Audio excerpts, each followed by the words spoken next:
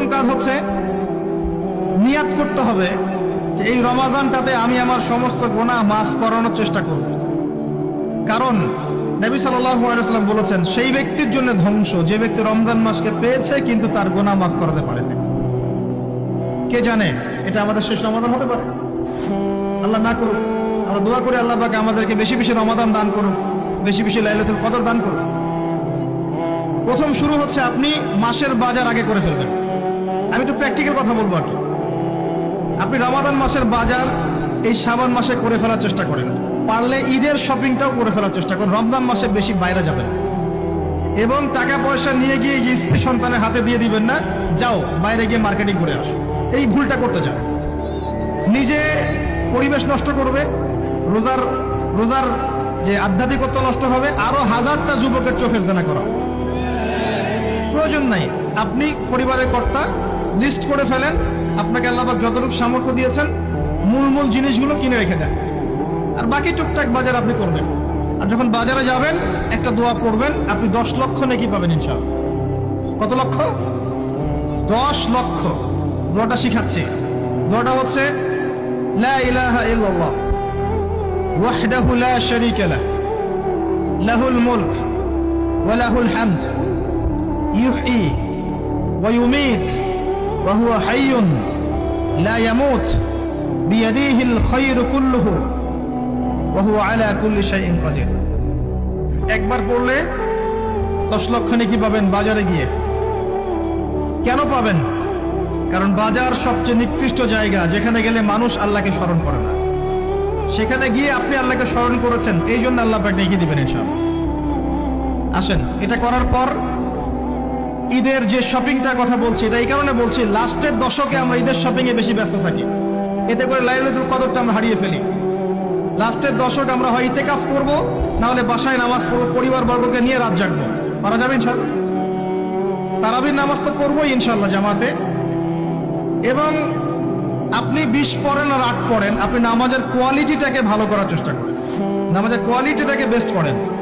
ধীরে ধীরে তেলাওয়াত করেন, ধীরে ধীরে রুকু সেজদা করেন, নামাজটাকে এনজয় করেন। সময় নিয়ে, টাইম নিয়ে, 2 ঘন্টা সময় লাগুক, 3 ঘন্টা সময় লাগুক, এনজয় করে নামাজ পড়েন। আল্লাহ পাক তৌফিক দান করুন। এরপর শেষ রাতে আবার ওঠেন, পরিবার বর্গকে নিয়ে নামাজে দাঁড়ান, একসাথে জামাত করে নামাজ পড়েন, পরিবারে নফল নামাজ পড়েন, বাসায় বরকত হবে ইনশাআল্লাহ। রাত জাগেন, বেশি বেশি দোয়া করেন, একটু তেলাওয়াত করেন, জিকির করেন, তাসবিহ তাহলিল করেন, রাতটা কাটিয়ে দেন। শেষের দশকে মার্কেটে ঈদের শপিং করতে যায় না। ঈদের খুশি আছে, ঈদের আনন্দ আছে, ঈদে ভালো পোশাক পরবো, সব ঠিক আছে। এই খুশি কাদের জন্য? قد أفلح من تزكى وذكر اسم ربه فصلى। কার জন্য ঈদের খুশি? যে ব্যক্তি রমজান মাসে আত্মশুদ্ধি অর্জন করতে পেরেছে, রোজা রেখেছে, যাকাত দিয়েছে, নামাজ পড়েছে, লাইলাতুল কদরের রাত জেগেছে, তারাবি পড়েছে, ইত্যাদি ইত্যাদি। এই ব্যক্তি আত্মশুদ্ধি অর্জন করেছে, এই ব্যক্তির জন্য ঈদের খুশি। যে রমজান মাসে সিনেমা দেখেছে, সিনেমা শুটিং করেছে, পর্নোগ্রাফি দেখেছে, সুদ খেয়েছে, শিরক করেছে, বেদাত করেছে, হারাম খেয়েছে, এর জন্য ঈদের খুশি। মানুষকে ঠকিয়েছে, ব্যবসায় মাল কম দিয়েছে, পণ্য মজুত করেছে, ইচ্ছা করে দ্রব্যের দাম বাড়িয়েছে, সরকারকে বিব্রত করেছে, জনগণকে দুর্ভিক্ষের দিকে ঠেলে দিয়েছে, এদের জন্য ঈদের খুশি? কখনো না। ঈদের খুশি তাদের জন্য যারা আত্মশুদ্ধি অর্জন করতে পেরেছে। আল্লাহ পাক বোঝার তৌফিক দান করুন, আমিন। এটা প্রথম টিপস দিলাম আপনাকে। এবার আসেন, আপনি রমাদানে প্ল্যান করবেন যে আপনার জীবনে বড় বড় পাপগুলো কি কি হয়েছে। এই পাপগুলো যদি মানুষের সাথে জড়িত হয়ে থাকে, আপনি মানুষের সাথে গিয়ে গিয়ে ক্ষমা নিয়ে নেবেন। কারো টাকা নিয়েছেন, দেন নাই, দিয়ে দিবেন। কারো সম্পত্তি পায়, দেন নাই, দিয়ে দিবেন। কারো হকটা নষ্ট করেছেন, গালি দিয়েছেন, গীবত করেছেন বা তহমত দিয়েছেন, অপমান করে ইত্যাদি, ক্ষমা চেয়ে নেবেন। রমাদান মাসে মানুষের হকটা দিয়ে দেন। আল্লাহর কাছে জড়িত যে পাপগুলো আছে, এটার জন্য ইস্তেগফার যথেষ্ট। খালি যদি বলেন আস্তাগফিরুল্লাহাল্লাযী লা ইলাহা ইল্লা হুয়াল হাইয়ুল কাইয়্যুম ওয়া আতুবু ইলাইহি, 1 সেকেন্ডের মধ্যে আল্লাহ পাক আপনার সমস্ত পাপকে নেকি দিয়ে পরিবর্তন করে দিবেন সব। এবার প্র্যাকটিক্যালি যাবেন, সেহরি করবেন। সাহরির মধ্যে বারাকা আছে। সাহরি না করে রোজা রাখাটা উচিত না। সাহরির মধ্যে বারাকা আছে। একটা খেজুর হোক, 1 গ্লাস পানি হোক, আপনি সাহরি করবেন, এর মধ্যে বারাকা আছে। এবং সাহরির সময় এমন ভাবে খাবেন না যে এটা আপনার জীবনের শেষ খাওয়া। কথা বুঝতে পারছেন? এত বেশি আইটেম করতে যায় না, এত বেশি ভোগবিলাসী হয়ে গেলে রোজার আধ্যাত্মিকত্ব থাকবে না। সেহরিতে অল্প খান, যদি খেতে হয় পেটের 3 ভাগের 1 ভাগ খান, 1 ভাগ ফাঁকা রাখেন, 1 ভাগ আপনি পানি দিয়ে পূর্ণ করেন। এখনকার কিছু তথাকথিত আশেখে রসুলের মতো হতে যায় না, যাদের ভুঁড়ির জ্বালায় চেয়ারে বসতে পারে না, এই কাজ করতে যায় না। এটা মুসলিমদের শোভা পায় না। আমরা পরিশ্রমী জাতি, কর্মঠ জাতি, আমাদের এইসব শোভা পায় না। এটাও শেষ জামানা হাদিসে আছে। কি নাই আসলে, শেষ জামানে এক শ্রেণী মানুষ বের হবে, যারা হবে সাকিল, একদম বুড়িওয়ালা, ঠেস দিয়ে বসে থাকবে আরাম করে, এবং বলবে যে কোরআনে যা আছে আমি তাই মানি, হাদিসটা আমি মানি না, ইত্যাদি। আসেন, সাহরির পরে রোজা রেখেছেন, 5 ওয়াক্ত নামাজ জামাতে পড়ার চেষ্টা করেন। খুব সিম্পল জিনিস, খুব বেশি কিছু দরকার নেই আমাদের। 5 ওয়াক্ত নামাজ আপনি জামাতে পড়ার চেষ্টা করেন। বাসার থেকে ওযু করে বের হবেন, প্রত্যেক পদক্ষেপ হাঁটবেন, আপনার একটা স্টেপে একটা করে গুনাহ মাফ হবে, একটা নেকি লেখা হবে, মর্যাদা বাড়িয়ে দেওয়া হবে। একে 10 দিয়ে গুণ করা হবে, রমজান মাসে আরো 70 দিয়ে গুণ করা হবে ইনশাআল্লাহ। ফজরের নামাজটা জামাতে পড়লেন, নামাজটা জামাতে পড়ার পর আপনি বসে থাকবেন, কিছু সময় জিকির, আজকার, তাসবিহ, তাহলিল করবেন। পারলে 1 পারা করে কোরআন তেলাওয়াত করবেন। রমাদান মাসে প্রত্যেক দিন 1 পারা করে কোরআন তেলাওয়াত করার চেষ্টা করবেন। 30 দিন 30 পারা, রমাদানে অ্যাটলিস্ট একটা খতম করা যাবে, অ্যাটলিস্ট একটা খতম চেষ্টা করা যায় না ইনশাআল্লাহ। ফজরের নামাজ হয়ে গেছে, আপনি কোরআন তেলাওয়াত করেন। 1 পারা পড়তে সময় লাগবে আধা ঘন্টা, 40 মিনিট, কারো 1 ঘন্টা। এরপর সূর্য উঠে যাবে, উঠে গেলে পরে আপনি 2 রাকাত ইশরাকের নামাজ পড়বেন, নামাজটা পড়ে বাসায় যাবেন। আল্লাহর নবী বলছেন সাল্লাল্লাহু আলাইহি ওয়াসাল্লাম, আপনার আমল নামায় একটা কবুল হজ, একটা কবুল ওমরার নেকি লেখা হবে ইনশাআল্লাহ। এবার রেস্ট করেন, বাসায় গিয়ে রেস্ট করেন। যখন ঘুমাবেন তখন ঘুমের সুন্নাহগুলো আদায় করেন। সূরা ফালাক, নাস, ইখলাস পড়েন, ফু দেন, দিয়ে গা মাসাহ করেন, আয়াতুল কুরসি পড়ে ঘুমান, ঘুমের দোয়া পড়ে ঘুমান, ঘুমটাও নেকি হবে ইনশাআল্লাহ। এরপর হয়তো আপনি কাজে যাবেন, চাকরিতে যাবেন, বা ব্যবসায় যাবেন, বা আপনি শিক্ষাক্ষেত্রে যাবেন, ইত্যাদি ইত্যাদি। যে ক্ষেত্রেই যান না কেন আপনি মনে রাখবেন আপনি রোজাদার। যে ক্ষেত্রেই যান আপনি মনে রাখবেন আপনি রোজাদার।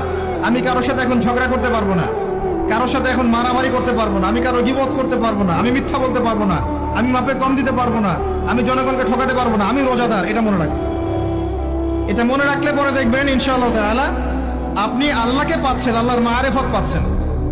খাচ্ছি না, আল্লাহর ভয় না। পানি পান করছি না, স্ত্রী সহবাস করছি না, কার ভয়ে? আল্লাহর ভয় না। এত কঠিন কাজ করার পরেও রোজার নেকি পাওয়া যাবে না যদি রোজা রাখা অবস্থায় আমি মিথ্যা বলি, মাপে কম দেই, গীবত করি, সুদ খাই, জেনা করি, ইত্যাদি। নবী সাল্লাল্লাহু আলাইহি ওয়াসাল্লাম বলেছেন, সেই ব্যক্তির পানাহার ছেড়ে দেয় আল্লাহর কিচ্ছু যায় আসে না, যে ব্যক্তি রোজা রেখে অশ্লীল কাজ করেছে। মা বোনদেরকেও বলবো, রোজা রেখে যদি বেপরদায় চলেন রোজার কোনো দাম নাই। রোজা রেখেও যদি এমন কাপড় পরে চলেন যেই কাপড় পরা না পরে একই কথা, ঢাকা শহরের ফ্যামিনিস্ট মেয়েদের মতো জিন্স আর গেঞ্জি পরে ঘোরেন, রোজা রাখা না রাখা পরে একই কথা। এটা রোজা হয়নি, উপবাস হয়েছে, উপবাস। ইকোনমিক সেকশন আমরা যারা আছি, আমরা যদি রোজা রেখেও সুদ খাই, আমার রোজা রাখা না রাখা আল্লাহর কিচ্ছু যায় আসে না।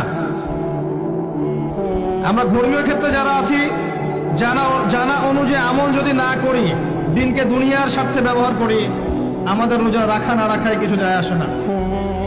আমরা যদি মিথ্যা বলি, অন্যের গীবত করি, অশ্লীল কাজ করি, গার্লফ্রেন্ডের সাথে সময় কাটাই, ওর সাথে কফি খেতে যাই, ডেটিং করতে যাই, এই যে ফেসবুকের মাধ্যমে চ্যাটিংয়ে প্রেম করি, ইউটিউবে অশ্লীল ভিডিও দেখি, পর্নোগ্রাফি দেখি, ইত্যাদি ইত্যাদি, এইসব রোজা রাখা না রাখা আল্লাহর কিচ্ছু যায় আসে না। আমি হাত জোর করে মিনতি করছি ভাই, খাওয়া পান করা, স্ত্রী সহবাস ছেড়ে দেওয়ার নাম রোজা নয়, এটার নাম রোজা নয়, এটা একটা অংশ রোজার মাত্র। রোজা রেখে আল্লাহর যাবতীয় হারাম ত্যাগ করলে পরে রোজা হবে ইনশাআল্লাহ। এই কাজগুলো করার চেষ্টা করি, আল্লাহ পাক তৌফিক দান করুন। রোজা রাখা অবস্থায় আপনি বেশি বেশি জিকির করবেন। কি করবেন?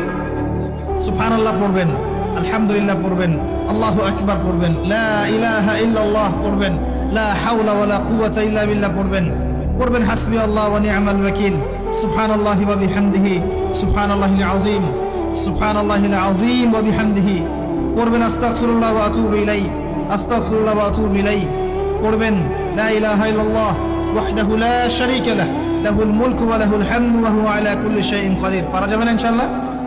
বেশি বেশি পড়বেন। আরেকটা কাজ করবেন, প্রতিটা কাজ নবী সাল্লাল্লাহু আলাইহি ওয়াসাল্লামের সুন্নাহ মাফিক করার চেষ্টা করুন। সুন্নাহ মাফিক, খাচ্ছেন তার সুন্নাহ মাফিক, টয়লেট করছেন তার সুন্নাহ মাফিক, ঘুমাচ্ছেন তার সুন্নাহ মাফিক। সুন্নাহর বইগুলো আছে না বাজারে, কিনে নেবেন। কিনে নিয়ে দেখবেন প্রতিটা কাজ কিভাবে করলে সুন্নাহ হবে। এই কাজগুলো করতে গিয়ে আপনাকে গভর্নমেন্ট বাধা দিবে, বিশ্বের পরাশক্তিরা বাধা দিবে, আপনাকে কি কেউ পিটাবে এগুলো করলে, জেল খাটাবে? এগুলো আমাদের ব্যক্তি স্বার্থের ব্যাপার, ইচ্ছা করলেই করা যায়। এই ইচ্ছাটা আল্লাহ পাক আমাদের অন্তরে জাগ্রত করুন, আমিন। একটা কাজের কথা বলবো, নর্মালি আমরা ফরজগুলোতে বেশি ফোকাস করি, ফরজ ওয়াজিবে। রমজান মাসে সুন্নত মুস্তাহাবে ফোকাস করতে হবে। রমাদানে একটা নফল আপনাকে ফরজের নেকি দিয়ে দিবে ইনশাআল্লাহ। রমাদান একটা সুন্নাহ আপনাকে ফরজের নেকি দিবে ইনশাআল্লাহ। রমজান মাসে শুধু ফরজ নয়, একটু সুন্নাহ সালাতগুলো, নফল সালাতগুলো একটু বেশি বেশি পড়ার চেষ্টা করি। আল্লাহ পাক তৌফিক দেন।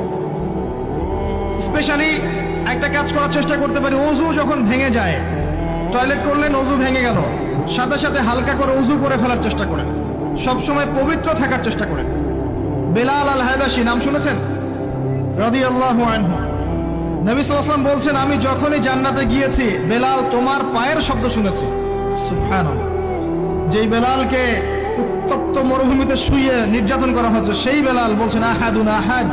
সেই বেলাল রাদিয়াল্লাহু আনহুর নামে শানে সূরা নাজিল হচ্ছে কুল হুয়াল্লাহু আহাদ। ওই বেলাল রাদিয়াল্লাহু আনহুকে নবী সাল্লাল্লাহু আলাইহি ওয়াসাল্লাম বলছেন, যখনই জান্নাতে যাই তোমার পায়ের আওয়াজ শুনি, তুমি কি এমন আমল করো যার কারণে এই মর্যাদা তোমার? বেলাল রাদিয়াল্লাহু আনহু বলছেন, আমি তো স্পেশাল তেমন কোনো আমল করি না, আপনারা যা করেন আমিও তাই করি। তবে আমার যখনই ওযু ভেঙে যায় আমি ওযু করি, আর আমি ওই ওযু দিয়ে 2 রাকাত নামাজ পড়ি। এটাকে তাহিয়াতুল ওযুর নামাজ বলে। রমজান মাসে করার চেষ্টা করি, আল্লাহ পাক তৌফিক দান করুন। আমরা অনেকে মসজিদে যাই, ধাপ করে বসে পড়ি, করি না এই কাজটা? মসজিদে গিয়েছি, ধাপ করে আগে বসে পড়ি। মসজিদে গিয়ে 2 রাকাত নামাজ পড়ে বসা সুন্নত। মিনিমাম 2 রাকাত নামাজ পড়ে বসলে আপনি তাহিয়াতুল মসজিদের নেকি অর্জন করলেন, মসজিদের হকটা আদায় করলেন। ওই জায়গা আপনার জন্য সেজদার সাক্ষী থাকলো, কিয়ামতের মাঠে আপনার পক্ষে সাক্ষী দিবেন ইনশাআল্লাহ। এই সুন্নাহগুলো আমরা চর্চা করার চেষ্টা করি রমজান মাসে। রমজান মাসে দাড়িটা ছেড়ে দেন, দাড়িটা ছেড়ে দেন। এটা একমাত্র ভিজিবল সুন্নাত, দৃশ্যমান সুন্নাত, যেটা আপনার সাথে কবরে যাবে। যখন কাফন দেয়া হবে তখন দেখা যাবে না আমার সাথে আর কোন কোন সুন্নাহ আছে, এই একটা সুন্নতই দেখা যাবে আমার সাথে কবরে যাচ্ছে। কথা কি বুঝতে পারছেন? আর এটাকে আমরা এখন যত পারি মেয়ে হওয়ার চেষ্টা করছি। নবীজি বলেছিলেন শেষ জামানায় ছেলেরা মেয়েদের পোশাক পরবে, আর মেয়েরা ছেলেদের পোশাক পরবে। দেখুন মেয়েরা এখন ফর্মাল পোশাক পরছে, জিন্সের গেঞ্জি পরে ঘুরছে, আর ছেলেরা ক্লিন শেভ। ছেলেরা মেয়েদের মতো গাল বানাচ্ছে। আর কোন সাইনের জন্য অপেক্ষা করছেন? নবীজি বলেছিলেন উঁচু উঁচু বিল্ডিং নির্মাণের প্রতিযোগিতা করা হবে। একবার এয়ারে ঢাকার কাছাকাছি আসবেন। এয়ারে তো সফর করেছেন আপনারা অনেকেই। যখন এয়ার ফ্লাই করে, টেক অফ করে বা ল্যান্ড করে, যখন ঢাকার কাছাকাছি, তখন উপর থেকে আপনি ঢাকাকে দেখবেন। কেন বলেছি this is the city of Akhiruzzaman? কেন বলেছি? নবীজি বলেছেন কিয়ামতের 2টা মেজর সাইন, 2টার মধ্যে একটা হচ্ছে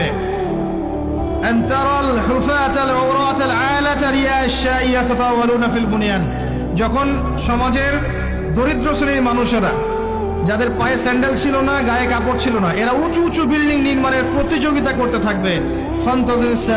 তখন কিয়ামতের অপেক্ষা করতে থাকবে। আজকে থেকে 100 বছর আগে ছিল এগুলা? 200 বছর আগে ছিল? সুবহানাল্লাহ। আর কোন সাইনের জন্য অপেক্ষা করছেন? তিনি বলেছেন শেষ জামানায় women will dressed but still they will be naked. মহিলারা কাপড় পরবে, তারপরেও তারা নগ্ন থাকবে। আপনি ঢাকার শপিং মলে যান, আপনি দেখেন। আর কোন সাইনের জন্য অপেক্ষা করছেন?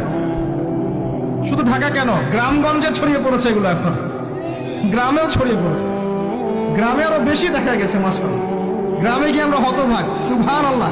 গ্রামের মেয়েগুলা, গ্রামের মেয়ে ঢাকা শহরের মেয়েকে পার করে ফেলেছে। বাদ দেন, ওদিকে না যাই, ডিফারেন্ট টপিক। আমরা রমাদান মাসের সুন্নাহগুলো আমল করার চেষ্টা করি। তাহিয়াতুল মসজিদ আমল করার চেষ্টা করেন, তাহিয়াতুল ওযু আমল করার চেষ্টা করেন, বেশি বেশি জিকির করেন। এবার আসেন রমাদানে যাকাত হিসাব করবেন। যাকাত, আপনার যাকাত হিসাব করেন, কত টাকা যাকাত এসেছে। যাকাতের হিসাব জানেন তো? হ্যাঁ, 7.5 ভরি স্বর্ণ, রৌপ্য কত? 52.5 তোলা। আপনার এই চাষাবাদের ওসর আসে, ব্যবসায়িক পণ্য থাকলে, সঞ্চিত সম্পদ থাকলে সবকিছু হিসাব করে মুফতি সাহেব আছেন, কওমি মাদ্রাসার আলেমদের কাছে যাবেন, যাকাতের ক্যালকুলেশন করে নেবেন যে আমার এত টাকা যাকাত এসেছে। এভাবে যাকাতটা রমজান মাসে দিয়ে দেওয়ার চেষ্টা করেন। যাকাত যদি আমরা না দেই, একটা শাস্তি শুনে রাখেন, আল্লাহ পাক এই সম্পদগুলোকে একত্রিত করে গলাবেন, গলিয়ে কপালে, গালে আর এই যে পিঠে লেপটে দিবেন, বলে নাউজুবিল্লাহ। এবং এটা একটা সাপের আকৃতি ধারণ করবে, সাপ গলায় পেঁচানো থাকবে, কপালে দংশন করতে থাকবে, বলবে আমি তোমার মাল 7 ভোগ কর, আমি তোমার মাল 7 ভোগ কর।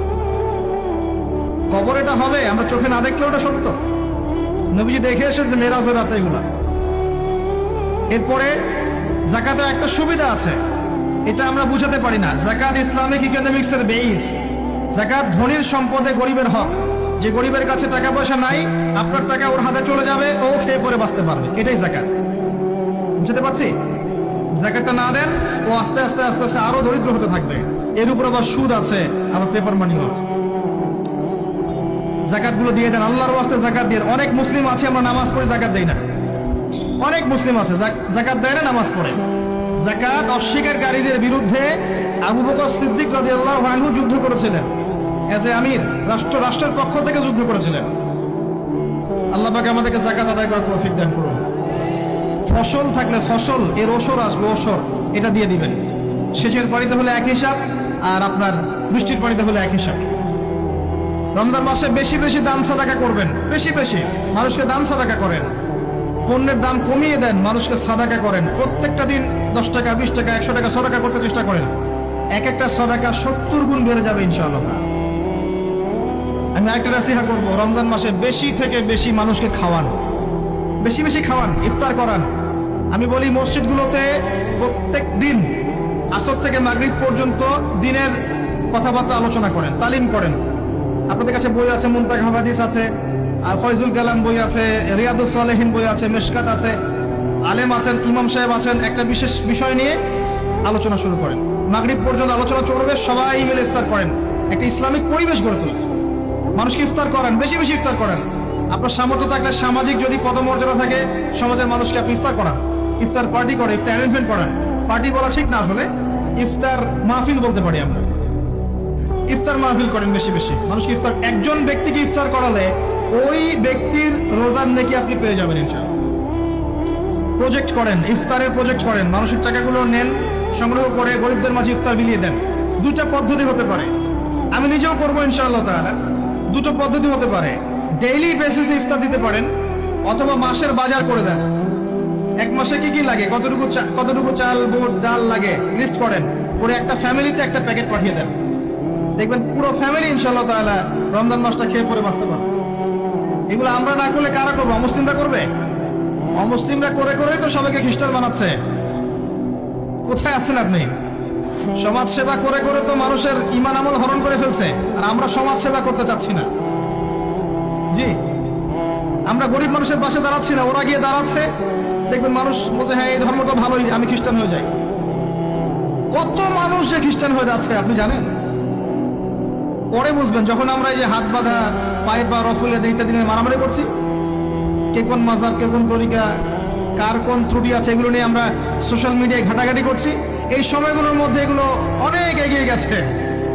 এরা আরো এসব এই খোরমা জিলাপি নিয়ে মারামারি করতে থাক, দেখবেন আস্তে আস্তে আস্তে আস্তে কোন দিকে চলে যায় পরিস্থিতি।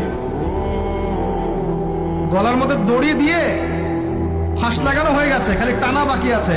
আরে এখন ঝগড়া করে বেড়াচ্ছে কোন আলেমের কোন সমস্যা। লাহুম কুলুবুন লা ইয়াফকাহুনা বিহা, আল্লাহ পাক বলেছেন সূরা আরাফ 179। রমজান মাসে বেশি বেশি ইফতার করান, বেশি বেশি দান সাদাকা করেন। আর একটা কাজ বলে আমি শেষ করছি, রমজান মাসে পরিবারকে সময় দেন, পরিবারকে সময় দেন। পরিবারের হক আছে আমাদের উপরে। স্ত্রীকে সময় দেন, স্বামীকে সময় দেন, একসাথে ইফতার বানান। একটা পরিবেশ, একটা আনন্দ, একটা উৎসবের আমেজ যেন বিরাজ করে। ছোট ছোট বাচ্চা থেকে রোজা রাখতে উৎসাহিত করেন, সবাই একসাথে বসে একটা বড় প্লেটে ইফতার করেন। বাচ্চারা যখন বড় হবে তখন বলবে ছোটবেলায় আমরা বাবা মার সাথে এভাবে ইফতার করেছি, সংস্কৃতি লালন করেছি। পারিবারিক হৃদ্যতায় চলে আসেন, প্রতিবেশীকে ইফতার পাঠান, প্রতিবেশীকে ইফতার হাদিয়ে দেন, মসজিদে একসাথে ইফতার করেন। তারপর রাতের বেলা তাহাজ্জুদে দাঁড়ান, তারাবিতে দাঁড়ান, তারাবি নামাজে ধীর স্থির ভাবে কেরাত করেন। ইমাম যাকে নিযুক্ত করবেন তাকে সুললিত কণ্ঠে কোরআন তেলাওয়াত করতে বলবেন, ধীর স্থির ভাবে, তাকে প্রেশার দিবেন না। তার দায়িত্ব নিয়ে নেন, ইমাম হাফেজদের পুরো মাসের দায়িত্ব নেন, তার পরিবারের দায়িত্ব নেন। একটা সম্মানজনক হাদিয়ার ব্যবস্থা করে দিবেন যাতে করে তারা নিশ্চিন্তে থাকে পুরো মাস, তাকে অন্যদিকে ফোকাস করতে না হয়। অন্যান্য কান্ট্রিতে যখন কোনো সায়েন্টিস্ট থাকে তার পরিবারের দায়িত্ব পুরো রাষ্ট্র নিয়ে নেয়, সে ঠান্ডা মাথায় গেলে গবেষণা করবে। একই প্রসেস, আপনি আলেম ওলামা ইমাম হাফেজদের দায়িত্ব নিয়ে নেন, তার পরিবারের দায়িত্ব নিয়ে নেন, বা হুজুর আপনি আপনার কাজ করেন, আমরা আপনার পরিবার দেখছি। তাকে আপনি কোরআন তেলাওয়াত করতে দেন, কোরআন হিফজ করবে, মানুষকে কোরআন শেখাবে, তারাবির নামাজ পড়বে, ইমামতি করবে, মানুষকে দার্স দিবে, খুতবা দিবে। আসেন যে মেজর পয়েন্টটা বাকি আছে সেটা বলি। তার আগে এটাও বলি যে ইফতার করার সময় বেশি খাবেন না। যদি আপনি বেশি খান তাহলে আপনি তারাবির নামাজে দাঁড়াতে পারবেন। আর একটা মেজর কথা, এটা লাস্ট পয়েন্ট, সেটা হচ্ছে এই মাসে কি নাজিল হয়েছে ভাই, কোন কারণে এই মাসটা সম্মানিত। এই মাসে আল্লাহর কিতাবকে সময় দিতে হবে, এই কিতাবকে সময় দিতে হবে। আল্লাহ রাব্বুল আলামিন বলেছেন এই কিতাবের মধ্যে সবকিছুর সমাধান আছে। আল্লাহ পাক বলেছেন এই কিতাবে কোনো সন্দেহ নাই। আল্লাহ পাক বলেছেন এই কিতাব আমাদের জন্য সুসংবাদ এবং শেফা, আরোগ্য, রহমা। এখন একটু বসেন, একটু সময় নেন। এই কিতাব প্রথমত আপনাকে তিলাওয়াত করা শিখতে হবে। রমজান মাস আসার আগেই আপনি তিলাওয়াত করা শিখে ফেলেন। যদি না জানেন, রমজান মাসে পুরো এক মাস তাজবিদ শিখবেন স্থানীয় ইমামের কাছে, পারবেন না? এক মাসের মধ্যে কোরআন তেলাওয়াত শেখা সম্ভব, এক মাসে শেখা সম্ভব।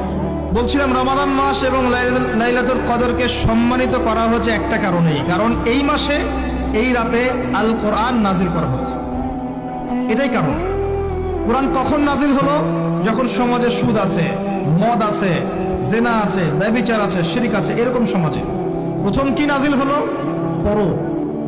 প্রথমে নাজিল হয়নি শিরক করো না, প্রথমে নাজিল হয়নি যে সুদ খেও না, প্রথম আয়াত এটা ছিল না জেনা করো না, প্রথম আয়াত এটাও ছিল না মূর্তি পূজা করো না। হ্যাঁ, প্রথম আয়াত কি? ইকরা, পড়ুন। আল্লাহ পাক বুঝাতে চাচ্ছেন সমাজের জাহিলিয়াতকে দূর করতে হলে লেখাপড়ার কোনো বিকল্প নাই, এবং সেই পড়াশোনাটা হতে হবে আল্লাহর ওহীর আলোকে। যে ওহীটা আল্লাহ পাক নাজিল করেছেন এর বেসিসে আপনাকে পড়াশোনা করতে হবে। এই জ্ঞানটা দিয়ে আপনি সমাজ সংস্কার করতে পারবেন ইনশাআল্লাহ তাআলা। এর সাথে উপকারী জ্ঞানগুলো কি নিব না? অবশ্যই নিব। ওহীর জ্ঞানের সাথে, কোরআন সুন্নাহর জ্ঞানের সাথে আমি ইতিহাসের জ্ঞান নিব, আমি পলিটিক্যাল সায়েন্সের জ্ঞান নিব, আমি দর্শনের জ্ঞান নিব, জিওপলিটিক্সের জ্ঞান নিব, প্রয়োজন আমি সায়েন্সের জ্ঞান নিব, আমি কমার্সের জ্ঞান নিব, আর্টসের জ্ঞান নিব, মেডিকেল সায়েন্স পড়বো, ইঞ্জিনিয়ারিং পড়বো, সবই পড়বো। কিন্তু বেসিকটা কি হবে? কোরআন, সুন্নাহ, ইসলাম। এরপর আপনি ডাক্তার হন, ইঞ্জিনিয়ার হন, পলিটিশিয়ান হন, সামাজিক নেতা হন, প্রশাসনের ক্যাডার হন, আপনার জন্য মোবারকবাদ। আপনি যেখানেই যাবেন সেখানেই বরকত ছড়াবেন ইনশাআল্লাহ। যে পলিটিশিয়ানের ভিতরে তাকওয়া আছে তার দ্বারা দুর্নীতি সম্ভব না। যে প্রশাসনের কর্মকর্তার ভিতরে তাকওয়া আছে সে ঘুষ নিতে পারবে না, দুর্নীতি করতে পারবে না। যে আলেমের ভিতরে তাকওয়া আছে সে দিনকে দুনিয়ার বিনিময়ে বিক্রি করবে না।